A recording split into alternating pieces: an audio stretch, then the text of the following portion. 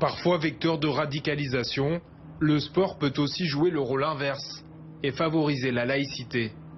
Comme au club de la Duchère, un quartier défavorisé de Lyon. Ici, en plus de l'entraînement de football, les jeunes participent à des ateliers consacrés à la citoyenneté.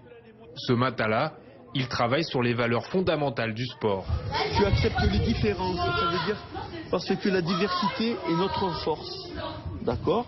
Tu contestes toutes les décisions, parce que quand tu es avec moi, c'est ce que tu fais. Tu n'es jamais d'accord.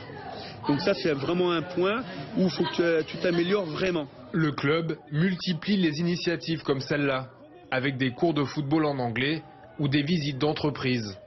Pour le président du club, le sport doit favoriser le vivre ensemble. Nous, on a vocation à ce que ces gamins soient bons au foot, mais s'ils peuvent être bons tout court, ça m'intéresse aussi, quoi. Et donc, il est important qu'ils aient aussi d'autres discours et d'autres approches des choses, et qui permet peut-être de mieux les insérer socialement et surtout de connaître les codes de la société. Malheureusement, les codes sur lesquels ils vivent aujourd'hui sont des codes qui ne vont pas les aider à trouver un boulot, à rentrer dans une vie classique, quoi. Ou en tous les cas avec quelques embûches. Cet après-midi, ce sont des chefs d'entreprise qui viennent à la rencontre des jeunes du club. Au travers de petits ateliers, ils ont pour mission de les préparer au monde du travail. La difficulté dans ces quartiers-là, c'est qu'on vit en vase clos, hein.